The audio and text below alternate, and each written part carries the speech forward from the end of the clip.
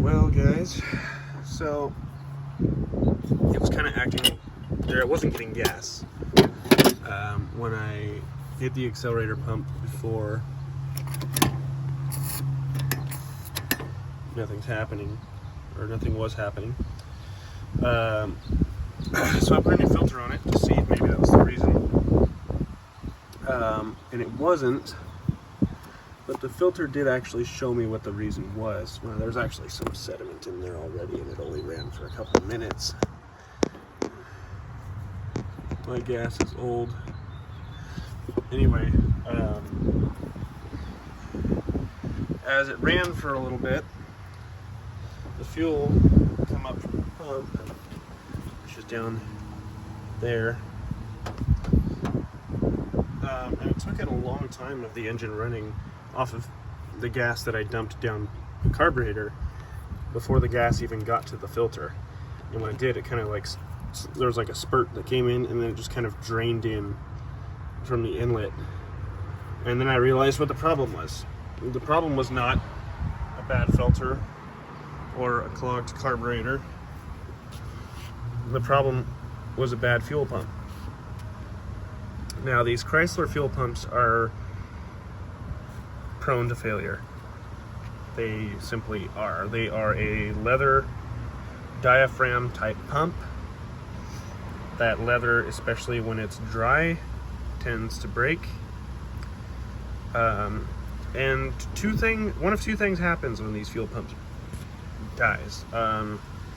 It either dies and dumps all the gas out onto the ground, or it dies and it dumps all the gas out into the oil, into the crankcase, where it then runs down into the oil pan. Well, there's no gas in the ground, so what there is a valve train that reeks of gas and has no oil stuck to it, although it is shockingly clean. It has no oil stuck to it because, you know, the oil's been diluted with gas. It's all thin, so it's not going to stick. And then not only that, but the gas and the detergents in the gas cleaned it up, which makes it look better. You know, makes it look like everything's running fine. But when you smell that gas and you feel that there's no oil stuck to that rocker shaft, you kind of get the feeling that something might be horribly, horribly wrong. And unfortunately, such was the case for me. It had gone horribly, horribly wrong. And I have, not only do I have no fuel pressure for the engine to run with, but I also have gas in my oil.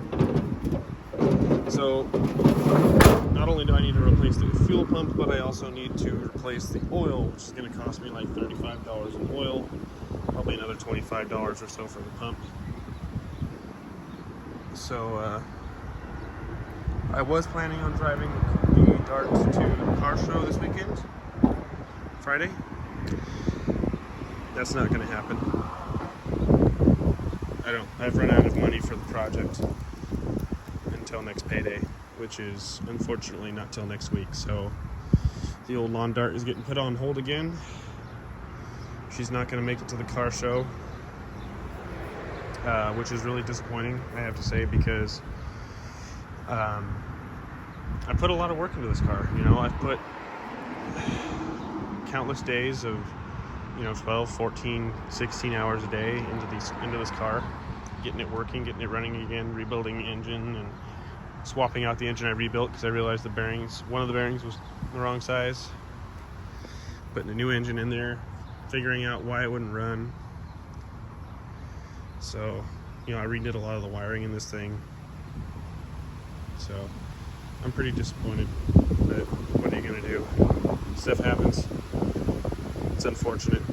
I was really hoping to see this thing. I was really hoping to make it to the car show this year. That was kind of why I took a vacation off last week to work on it. But like I said, what are you gonna do? Stuff happens. It's out of my control. And you know, like I said, these fuel pumps are pretty prone to failure, and that one is caked in grease as it is. It's pretty obvious that it's really old, so it was bound to happen sooner or later. I'm just glad it happened here at home and not on the side of the road somewhere.